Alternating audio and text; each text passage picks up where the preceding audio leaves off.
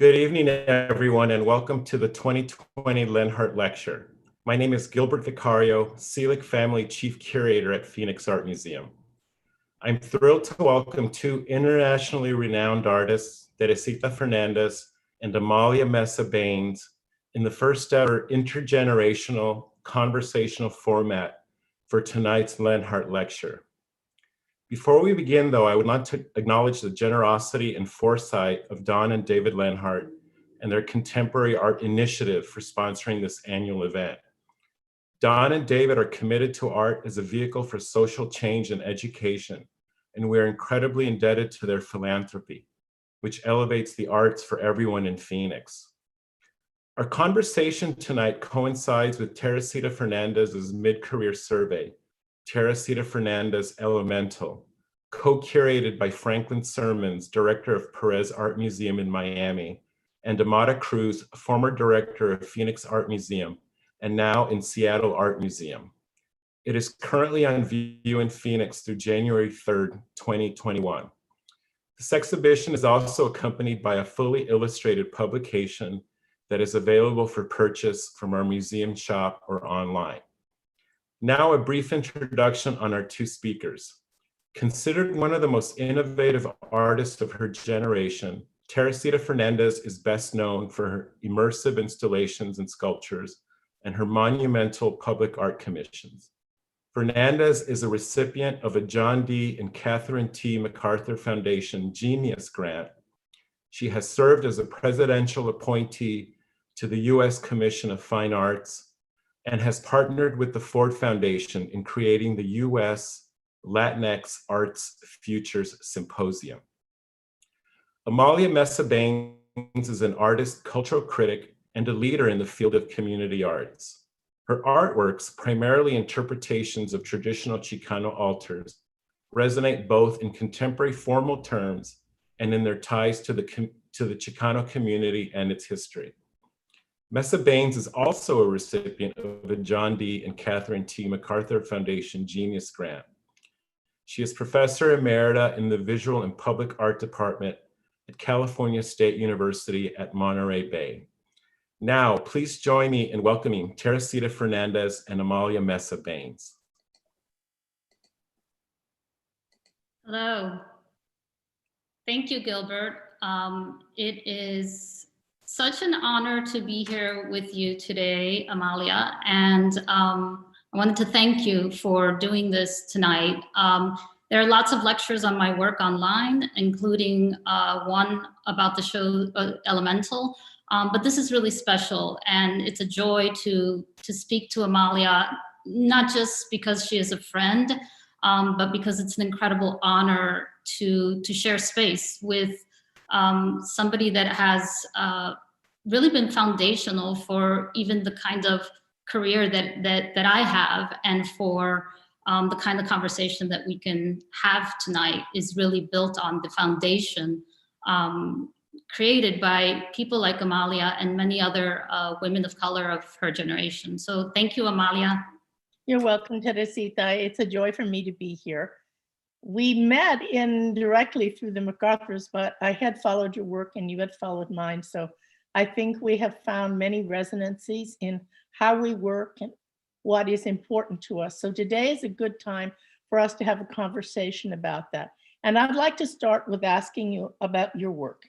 I mean, clearly with the title Elemental, I already had a big hint, and because I've admired your way of working, both in terms of materiality and in terms of concept, that you have found a way to encompass natural forms in the natural world, both for their own phenomenology, but also as a metaphor.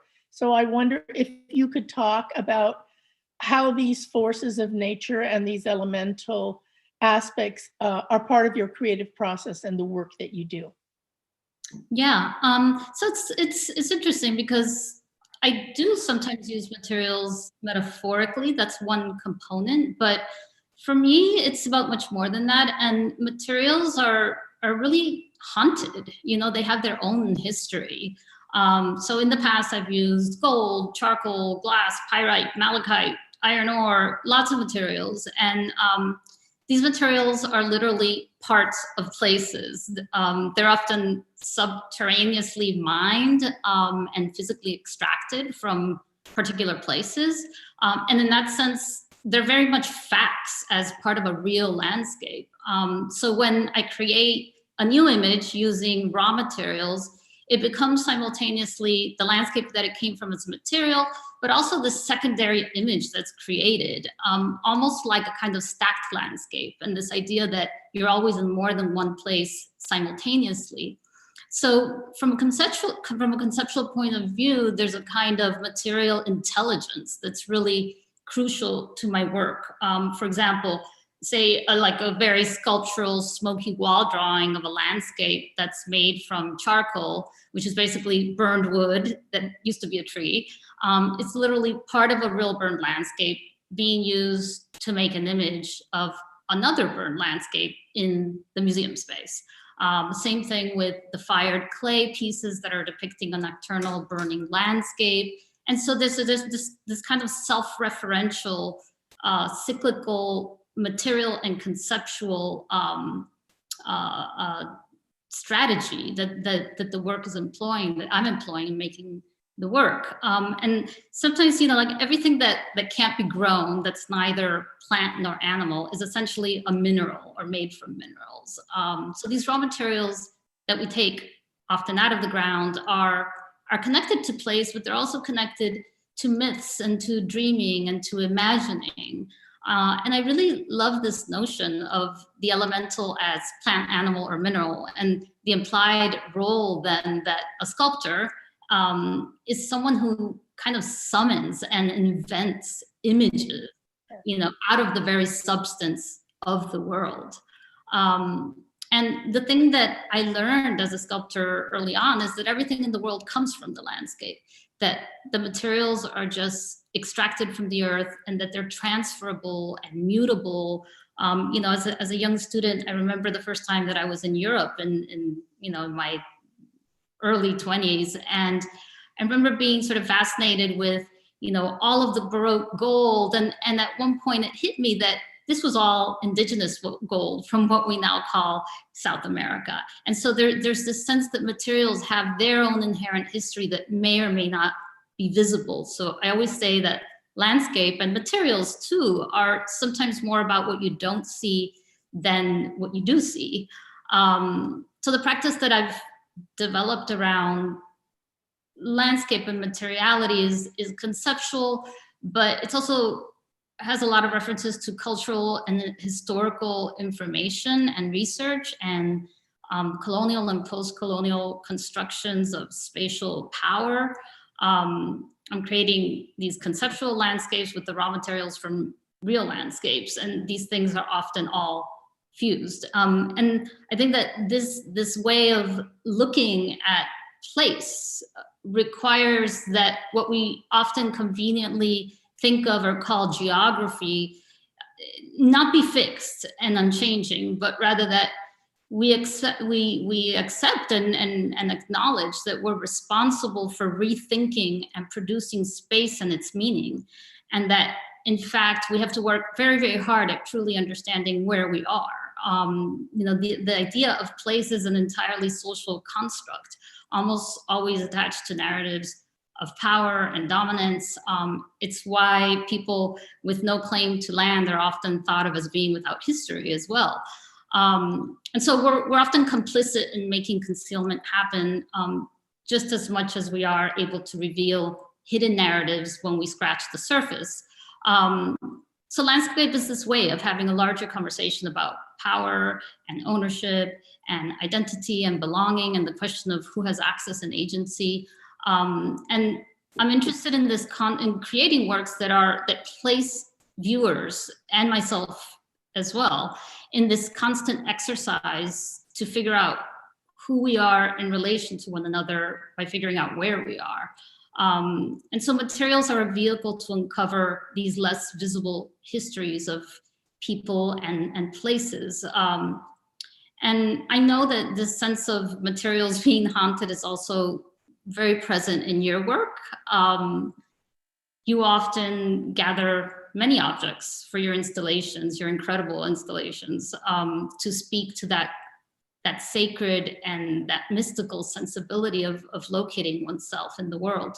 Much of your artwork centers around the kind of cartography. And I'm curious as to how plants, land, territory, borders, both celestial and terrestrial notions of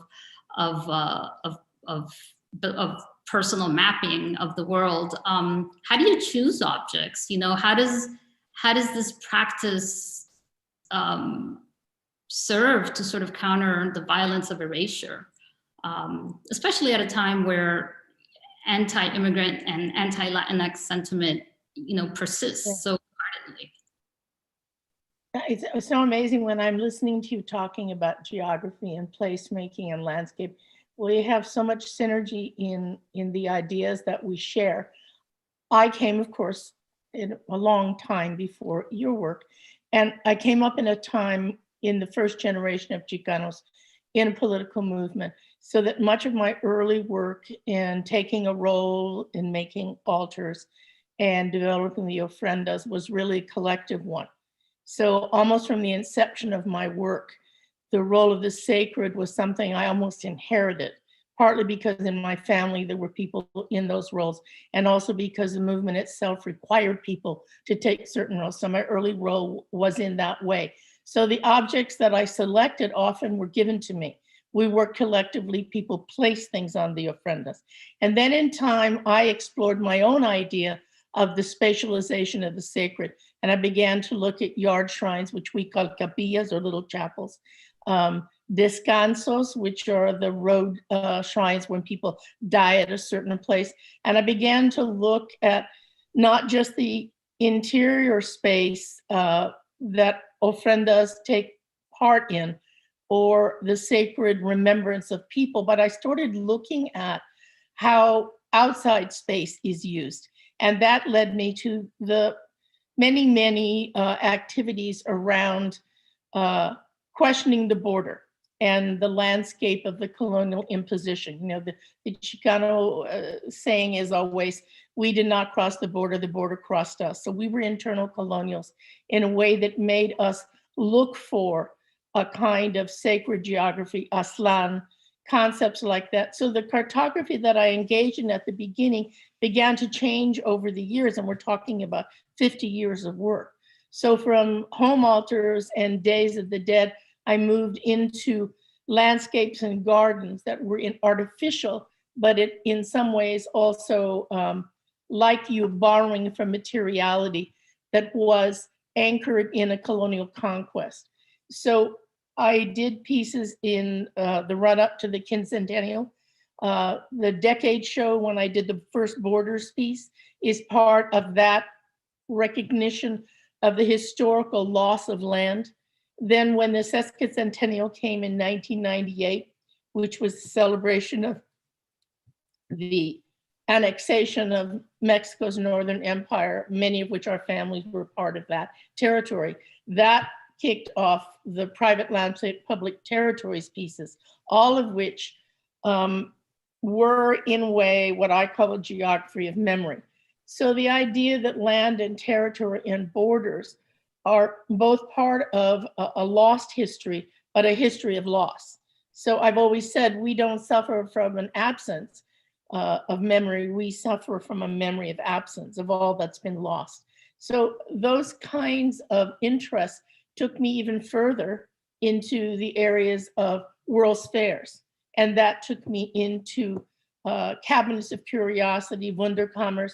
And so each time the objects that I would need for those pieces had to be acquired in various ways. Sometimes I had to make them, sometimes I had to buy them, and often people gave them to me.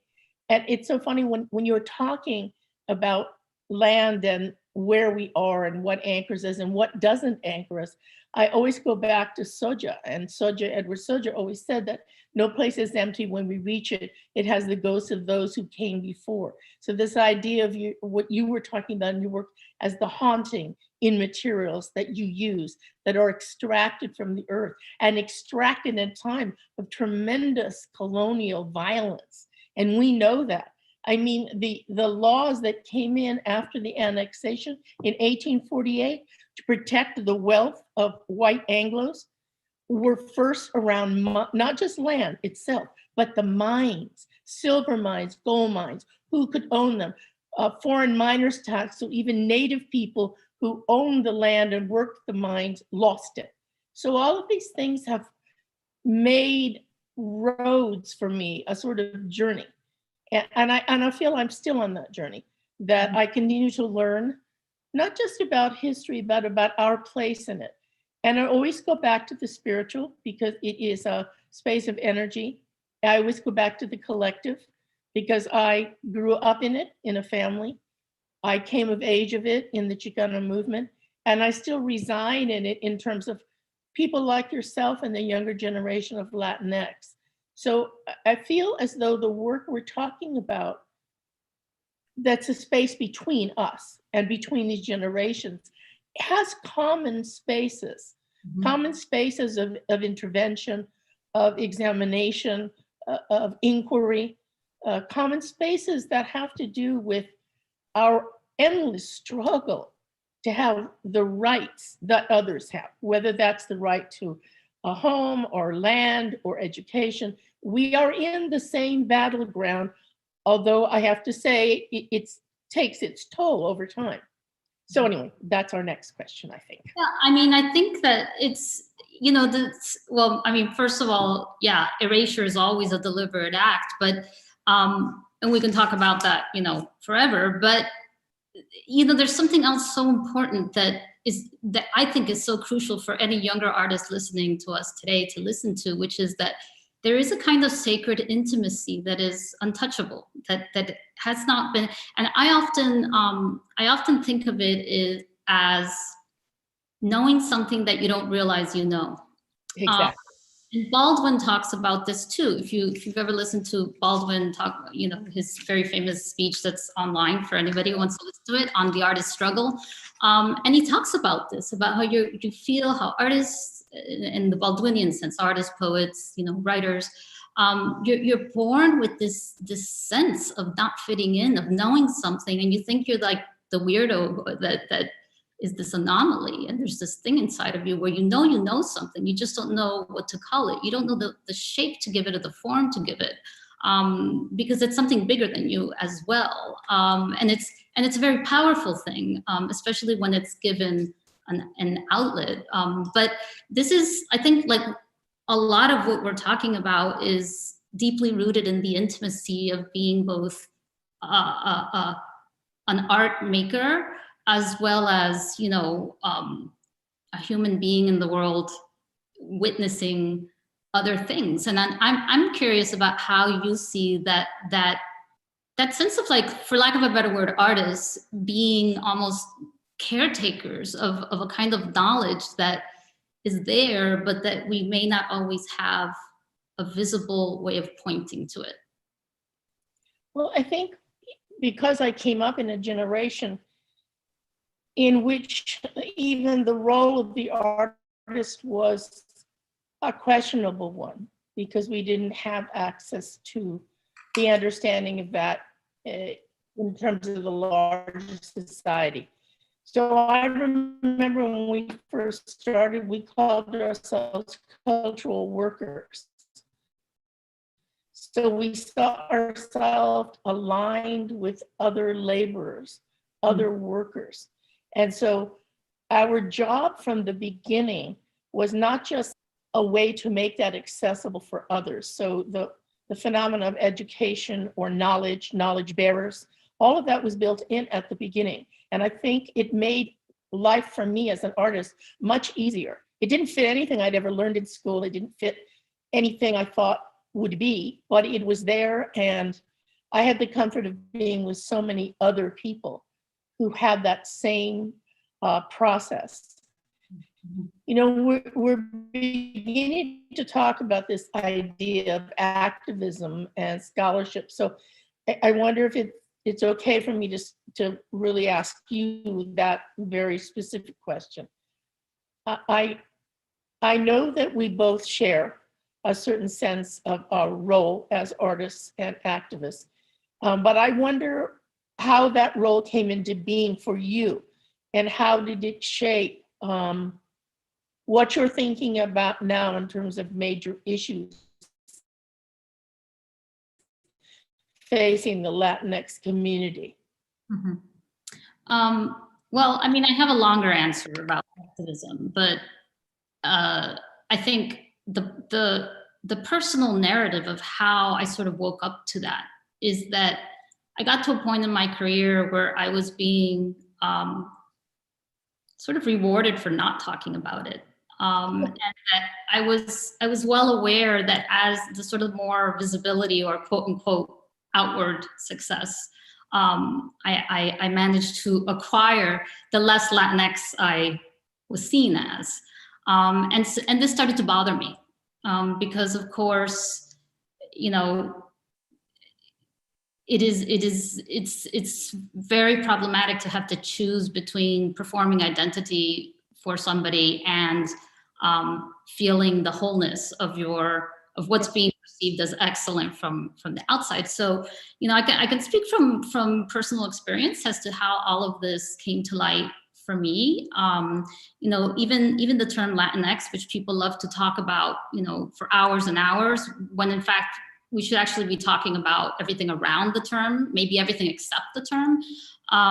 But, you know, Latinx is not a monolith, and, you know, therefore I cannot speak for Afro-Latinx or Indigenous Latinx that speak languages other than Spanish, or Muslim and Asian Latinx people, of which there are many, or Chicanx people. So I think that it's most useful here to speak with authority on my own trajectory and personal experiences to answer you. I also think that it's where, when we speak of the personal, we can actually touch those points of vulnerability that other people have access to our stories, because for the most part, these points of vulnerability that we're not allowed to experience are precisely where so much of the oppression thrives, right? And so the sort of exposing of this is incredibly empowering.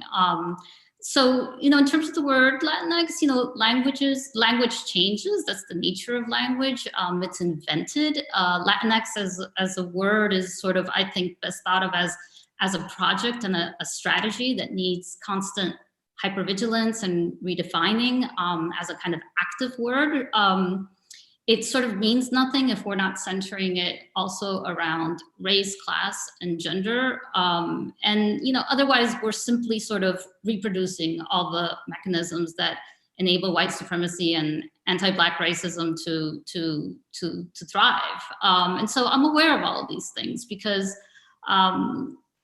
you know, it's hard. I call it sort of like being an insider outsider, you know, where yes, you have privilege, but you're always kind of a guest. You know, it's this constant sort of being in and out, and it's how white supremacy works, right? It's like layers of othering.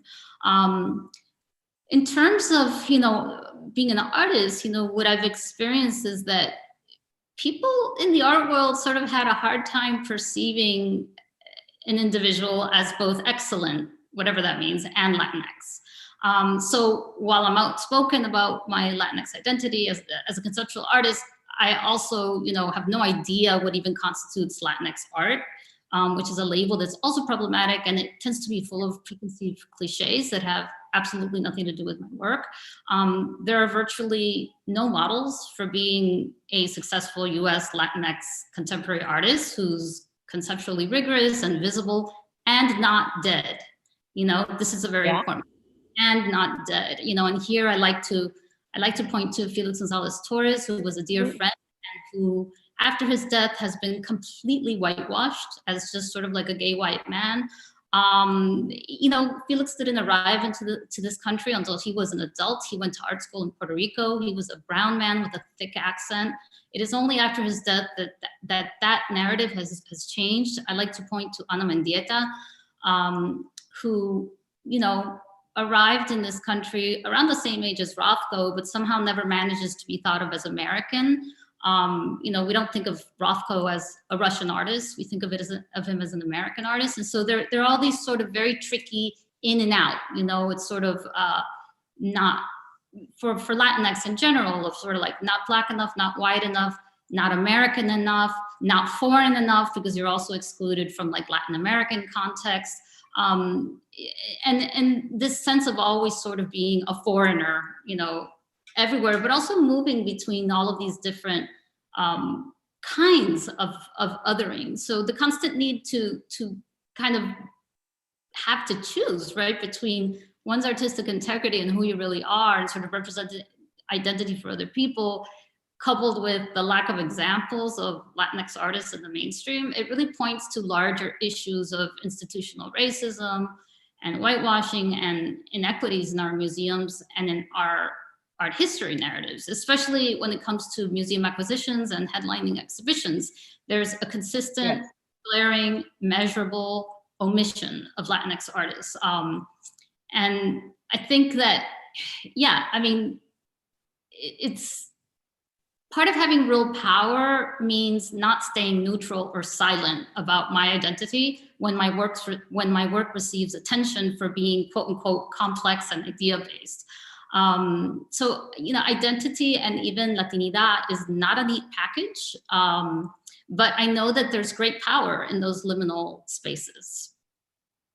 And I think, one of the things that we talked about before, we've had so many great conversations, but we've often spoken about how our practices have these multifaceted sort of arms, right? Of, the studio practice and the activism and the scholarship, because we are both published writers. You wrote an amazing book with bell hooks that everybody should go out and read.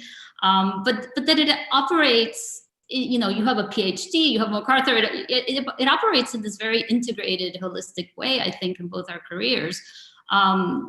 Your work as an activist and very passionate connection to the movement are such a powerful example for younger artists. And yet it's so frustrating. It's so frustrating to see how little, in fact, has changed, how little context there is in the contemporary art world for Latinx artists to be included in notions of American art. I'm curious, what was it like to grow up as a Chicana artist in high school just 2 years after segregation ended? And I know you've been called a lot of things over the ages and over the years, and how all of that shifts around you, even though you're just you. But I'm curious as to that long struggle that you've been engaged in to try to bring dignity and visibility to Latinx people in museums and in the art world.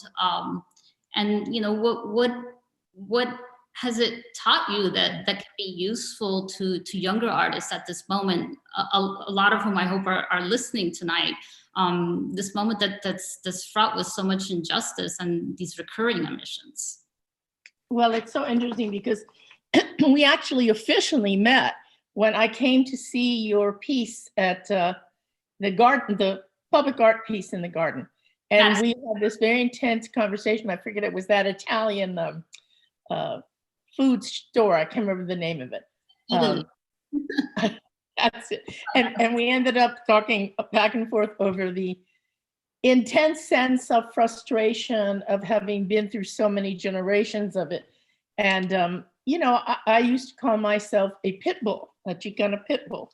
And then I realized one day that when pit bulls are no longer useful, no one wants them around anymore, especially if they're toothless, and it's kind of like, I came to the realization that trying to kick in the museum doors of America in the 1980s and early 90s was a fruitless effort, because you are not going to change the opinion of a 60-year-old white man whose entire career has been invested in a certain canon. And so I decided that I would go back home again. And I had already lived maybe 25 years of collective work within my own community. And because I'm in the generation that essentially built the first institutions, first ethnic studies, first bilingual ed, first community centers, first curators, first publishers, because we had to. You know, people, it's really hard to see that now. We can have this conversation about, say, Arlene Davila's book, you know, fantastic. But none of that existed in those early years. So I grew up Mexicana, Chicana, you know, but I knew I wasn't Mexican because I wasn't born there. And so I had to find my own place, and that place resided within the Chicana movement, which was a collective moment of change.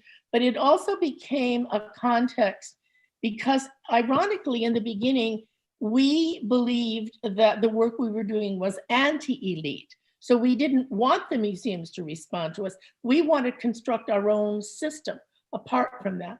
Then by the 80s, it became clear that we would have to negotiate that. And I go back to, and you know, I have had the most extraordinary context of partners in this work. Marta Moreno Vega, Laurie Sims, Jack Chen, Tomas Ibarra Frausto, Judy Baca, Inverna Lopez, you just name them. They were there all the way along. And so one of the things that I think we realized is that we would have to negotiate with the larger institution. And it was Emilio Baraca, and Martha brought him to a gathering, and he said this thing, and I never forgot it. He said, we're doing the wrong work. We're trying to make it either or. We're fighting amongst ourselves about our community-based institutions or the museums. And he says, you know what it is? It's two poles, and one is self-determination. We have the right to make our own institutions, to create our own scholarship, to develop our own leadership in cultural worlds. But we pay taxes, and we must be represented. So the other pole is democracy, which of course of late has been pretty shaky. But democracy and self-determination, he saw as the twin poles in the life we would have in this country, and as cultural workers, as artists, writers, whatever. So for me, the work I'm doing now with Marta Moreno Vega in the Creative Justice Initiative is as important to me as the work I did 20 years ago. And when she was doing cultural diversity based on cultural grounding. So I feel that every generation has to re-battle the struggle, reimagine the future, and that none of us has the answer. But the one thing that is true is that it is a collective effort. It is an ongoing intergenerational effort, and it will never be finished. Not in my lifetime, and certainly not even in yours, as young as you are. You know, because when I think about the future, I think of it in a finite way. I'll be 80 in 2 years. And so when I think about what's left to do, I think about making that ground solid for whoever comes next.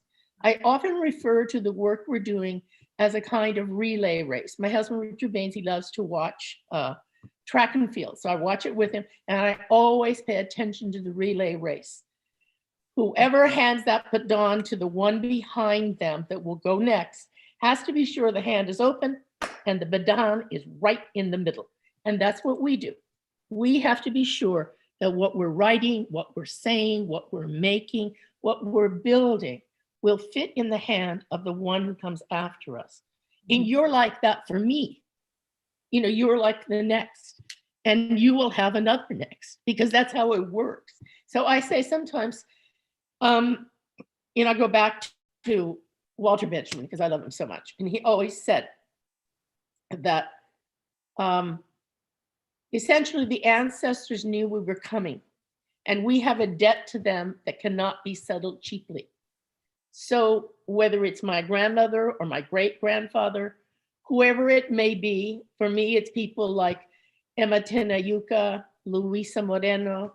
I mean, those women who were the strugglers in labor, they're my feminists, they're my ancestors. And they knew we were coming, and we owe them something. And some will come after me and I will be their ancestors, and someday you will be someone else's ancestor. So I think in that sense, our work as activists and scholars, you know, my scholarship came out of my frustration that no one could talk about our work. I started writing for other artists, Judy Baca, Patricia Rodriguez, Carmen Lomas Garza, Esther Hernandez, all of them are written up for all of them. And I wasn't just an art historical scholar, but why did they ask me? Because they knew I knew what we'd gone through to make that work. And you want somebody to understand the context of what we made and what we continue to make. So even the scholarship with Belle came about purely because, Belle was very, very high profile and she was not well. And she said, we run a panel together and we liked each other. And so every time she got called to go somewhere and she was tired, she would call me and say, Maya, I want you to come and we'll get 2 chairs and we'll talk like you and I are talking. And I said, oh, okay. So every time she would come to the Bay Area, the West Coast, I would go over there. And finally she came to my school and she said, we're just wasting all this chatting. Let's make a book. So we got a little recorder, we put it on my kitchen table, and every day for 5 days, we talked for an hour in the morning, an hour in the afternoon with 10 different topics. And that's how the book came to be, because we knew no one else was going to do it for us.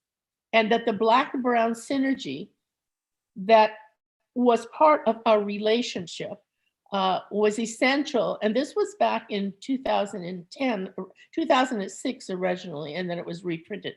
And it's even more critical now that we have that dialogue between Black and Brown, because all that we talk about, occasionally between ourselves about the structures of exclusivity, even within our own groups, the racism in our own groups. I mean, I'm 3rd generation intermarried. My grandmother was mulatto. My grandmother was married to an American Black. I'm married to an American Black.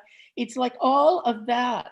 The tercer raíz in Mexico, which was discovered maybe 30 years ago, is part of the vocabulary of scholarship now. That's all working toward where we are now.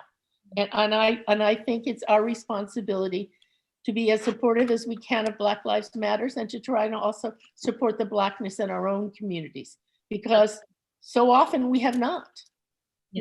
That's part of the reality. So, yes, we could talk about this part for a long time.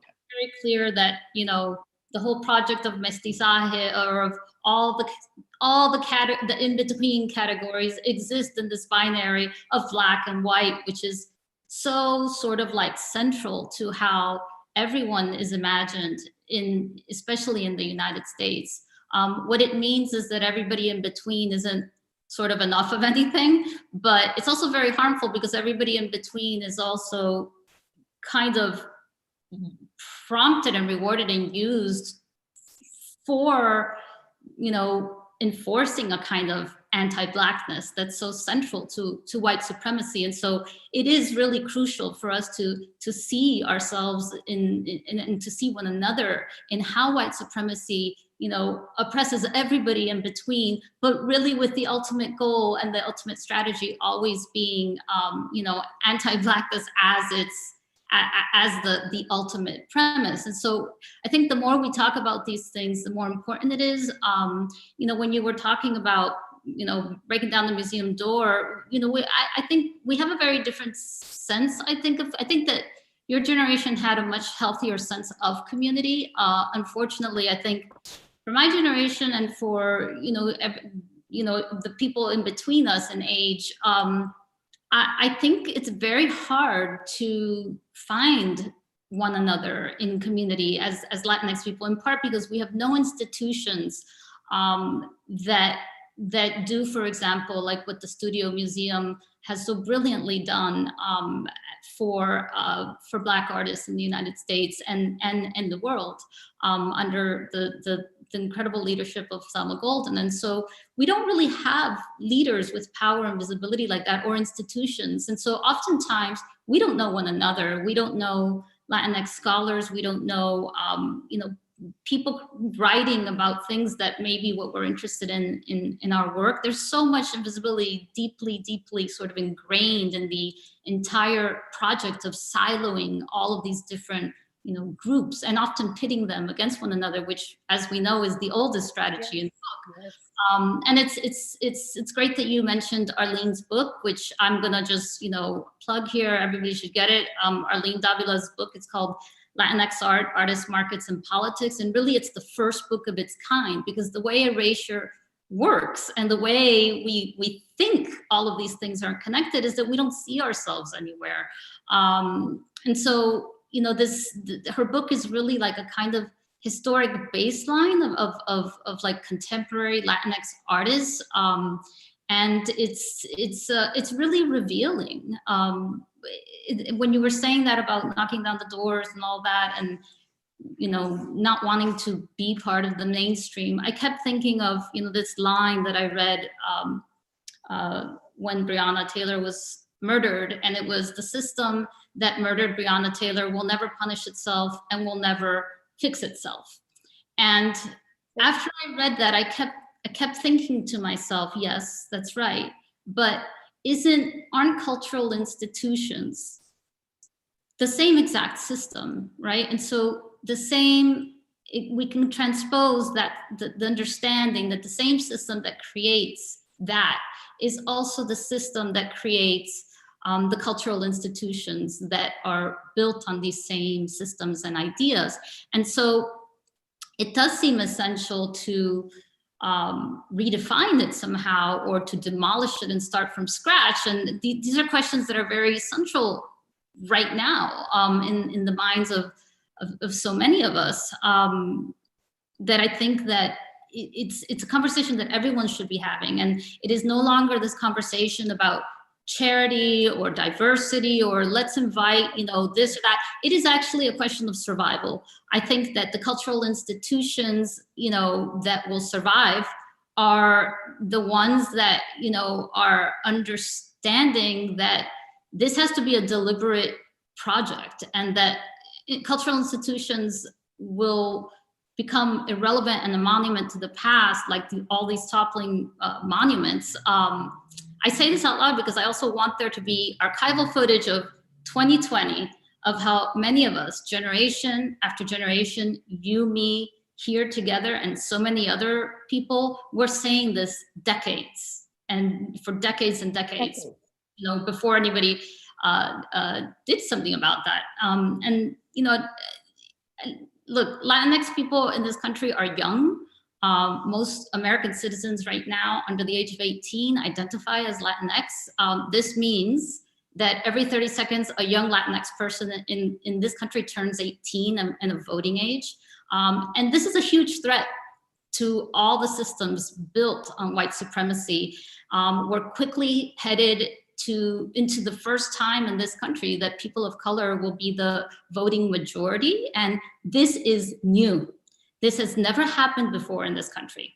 Cultural institutions that are not addressing all of these facts head on will either become irrelevant and die off, or redefine what it means to demolish old ideas and to start from scratch and to remain relevant.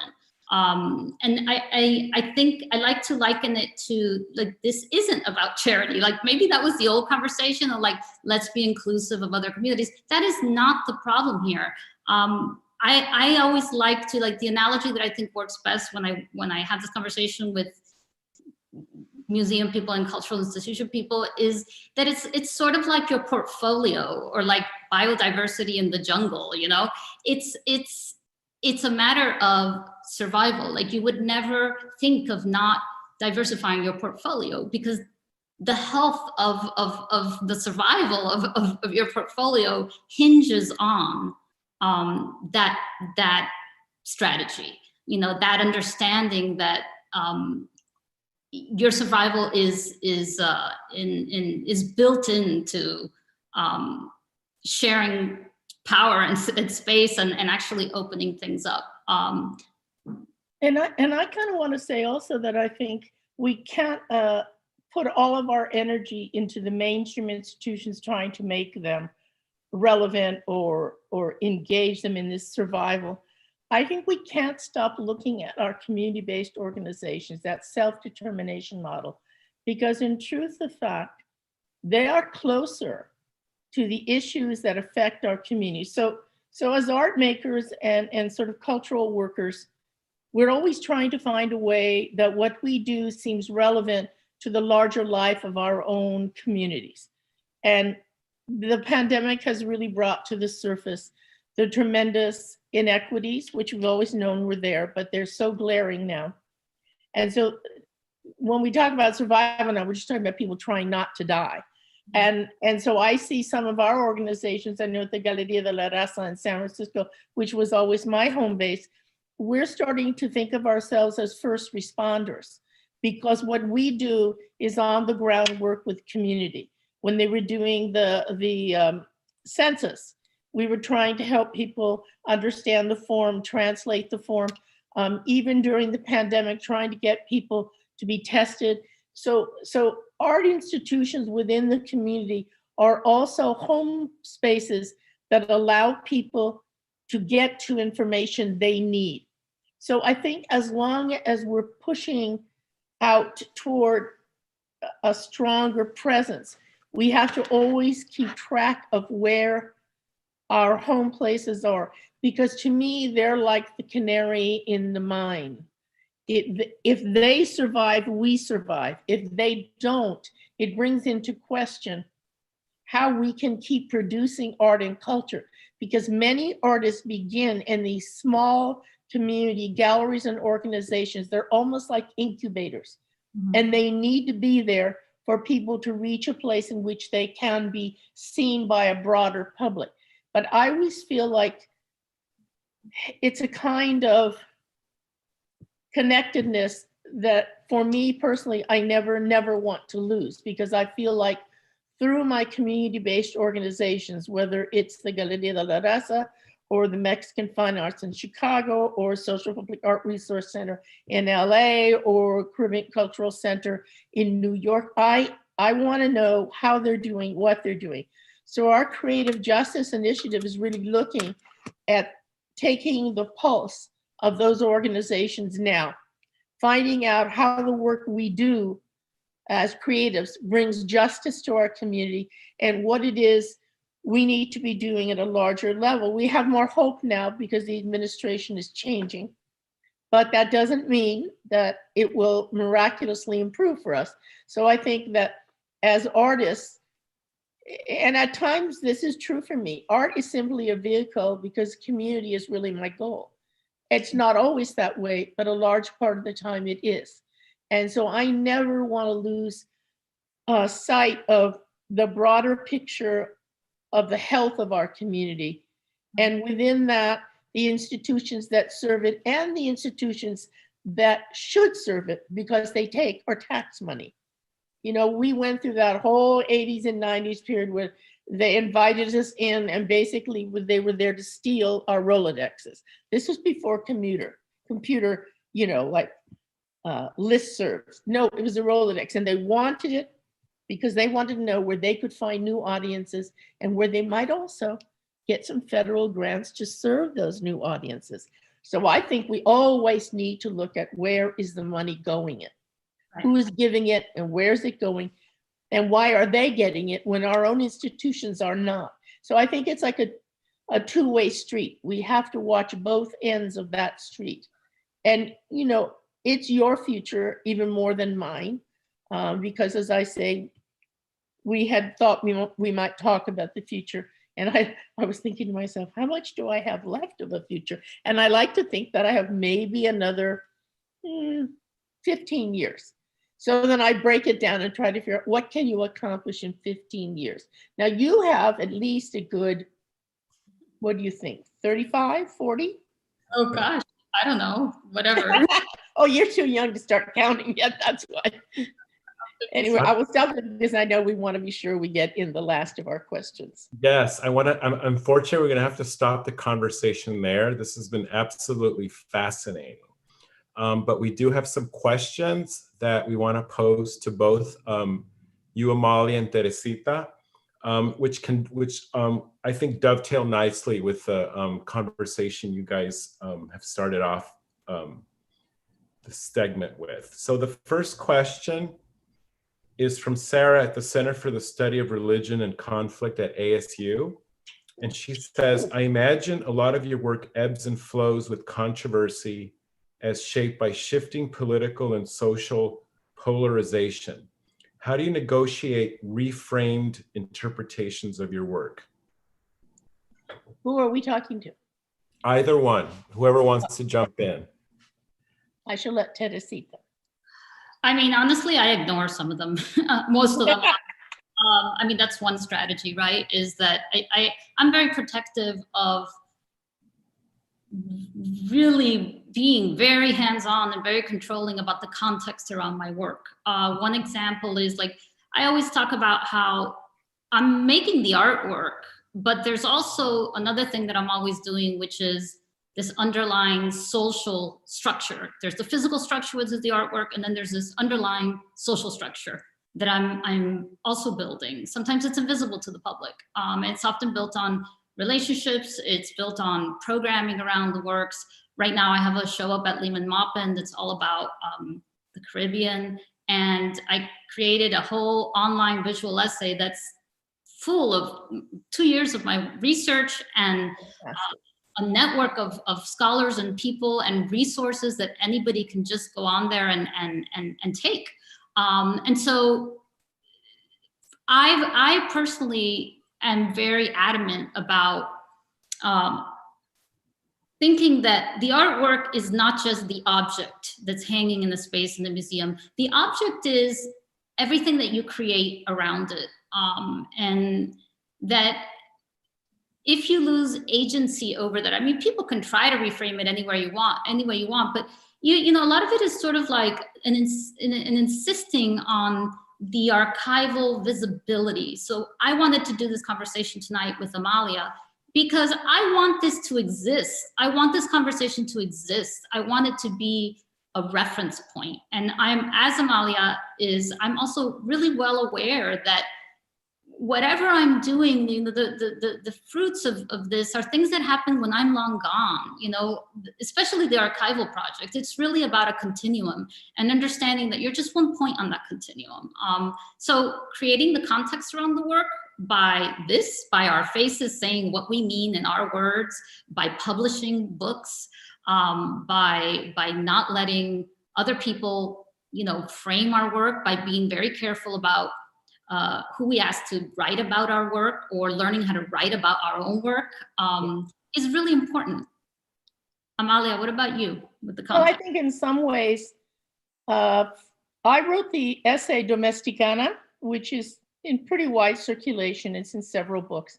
And it's really taking the Chicano idiom of rascuachismo, making most from the least.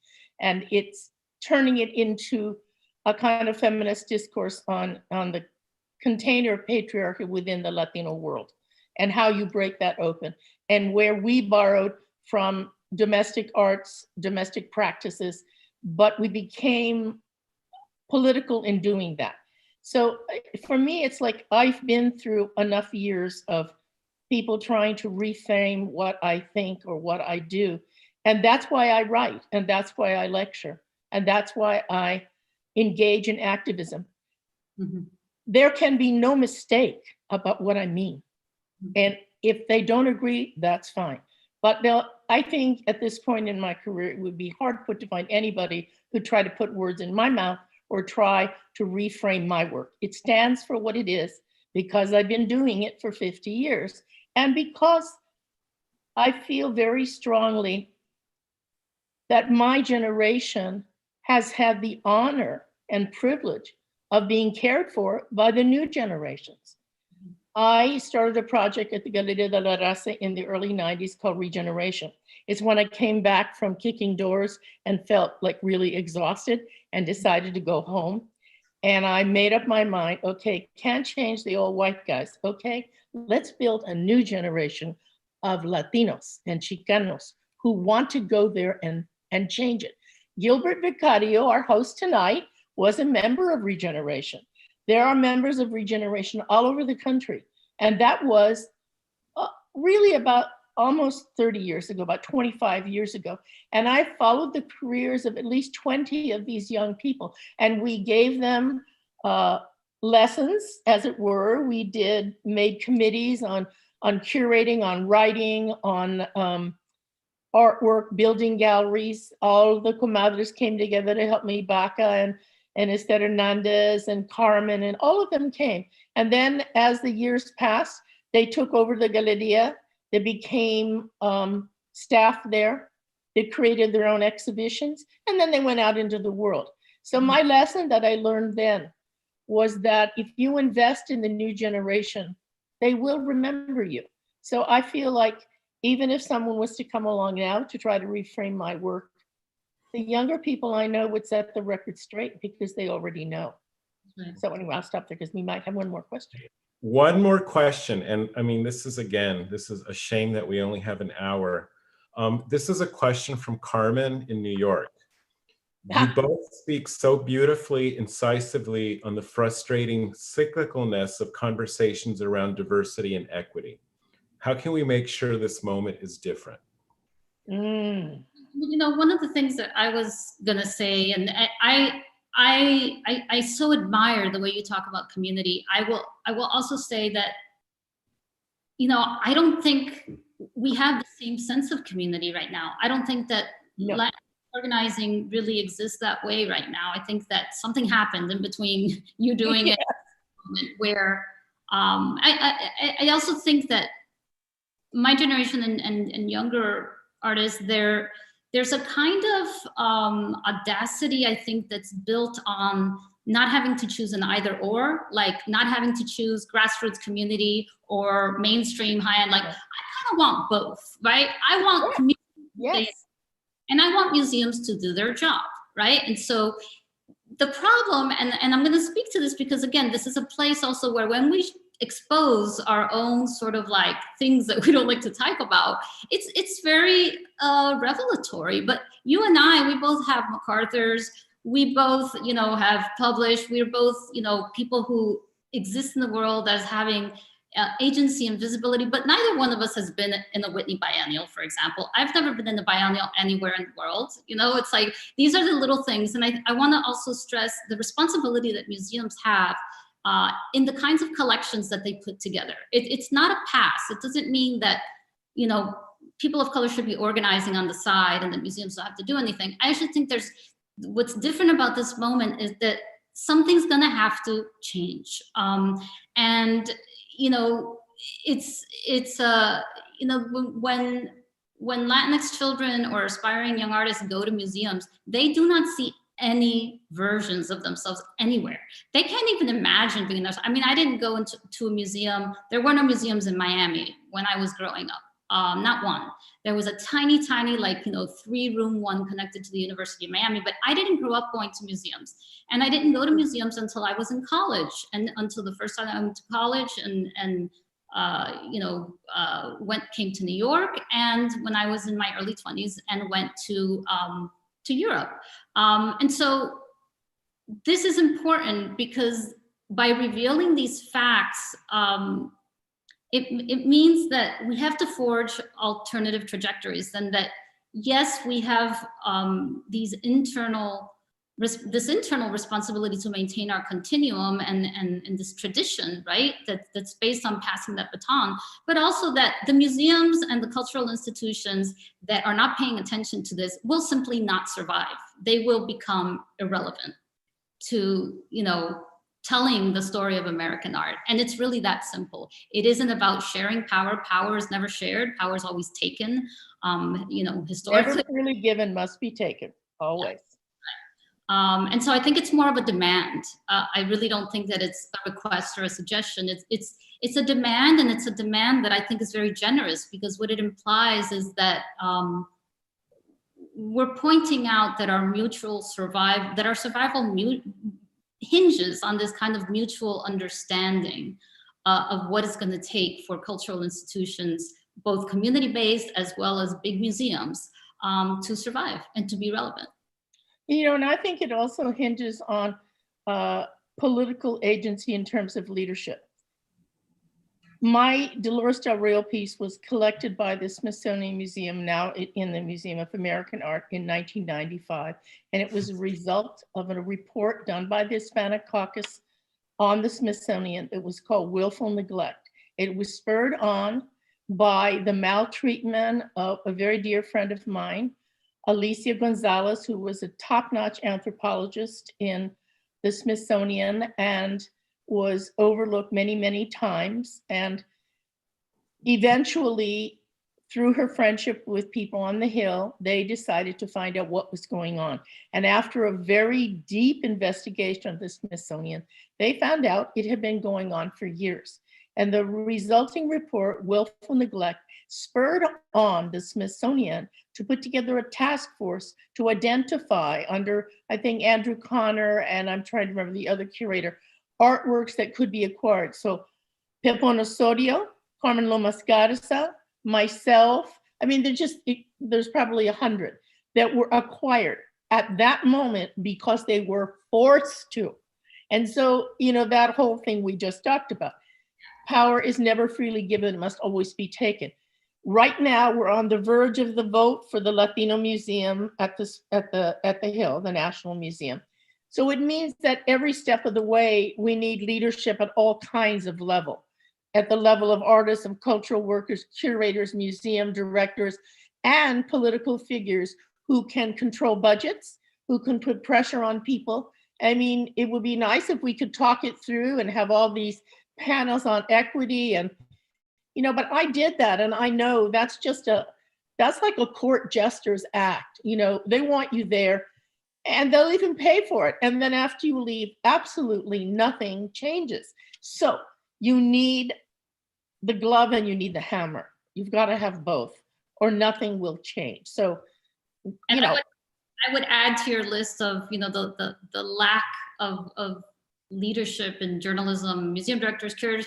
I would add board of trustees. You know, that's like the first. Absolutely, yes. Directors and curators work for boards of trustees, and we're not going to end this conversation without putting that out there, because if we really want to understand what's different about this moment, is that's what has to change, because that's where the buck stops. It stops with, in terms of cultural institutions, it stops with board trustees. And so, you know, it's you have all the information.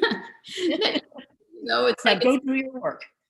Yeah, we get paid for saying this information over and over again, but you know, for the most part, it's all there. It's just that the world, what's changed is everything around us, right? And so it is a moment where something's got. But I have hope. Javier Becerra just got picked for the head of Health and Human Services, and I've known him for years, and he's a rock solid guy. So, you know, there are moments coming where people will be in positions, hopefully eventually toward culture and arts, that can make a difference. But we cannot give up hope. I'm always ferocious about that. You know, every generation will do it, and they'll get smarter and better at it. You know, I think hope, and also the joy and sheer privilege of being artists, because I know that when I walk into my studio, you know, it is a place where, you know, nothing is threatened. You know, there's power there, and I think for young artists, you know, watching tonight, or not so young artists, protecting that sacred space of creative practice is crucial. And I actually think it's how hope and change actually can happen. You know, like, we can talk about this, but where the real sort of power comes and where the real refueling comes is in the privacy of our studios and creative practice. And I think of our homes and studios as being like our own Wunderkammers, our own rooms of wonder, where we keep all those things that are so beautiful and sacred and magical and powerful at our fingertips to make what we need to make, for the stories that we want to tell, for the concepts that are worth embracing. And I really congratulate you on your Elemental. And I saw that website that you put together, the visual essay for your show at Maupin, and it is fantastic.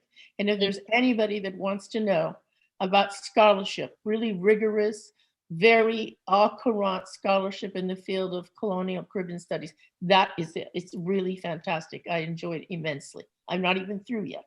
Thank you. Thank you. Wow. Thank you guys so much. I think we're going to end there. It was amazing to witness this conversation. Luckily, it'll be recorded. I want to thank everyone who tuned in. And for those of you who love the programming, I want to encourage you to consider making a donation to support Phoenix Art Museum. I've been told that there's a link that will be dropped in the comments in just a moment. But as just an ending, Teresita, thank you so much for being the mastermind and organizing this wonderful conversation. Amalia, it's always great to be in your presence. It's just, it's healing. It's all I can say. It's really just kind of wonderful and healing to always be in your presence and to hear these wonderful sparks that occur when two great minds get together. But with that, I think we'll close the 2020 Lenhardt Lecture. And I just want to thank everyone who tuned in. And if you're in Phoenix, please make sure you check out the exhibition. It's on view until January 3rd. It's really something you cannot miss. So I encourage everyone to come out. And it can be done safely. So I encourage everyone to please come out and see Teresita's exhibition. Thanks again and have a great night. Ciao. Ciao. Ciao. Bye. Good night. Good night.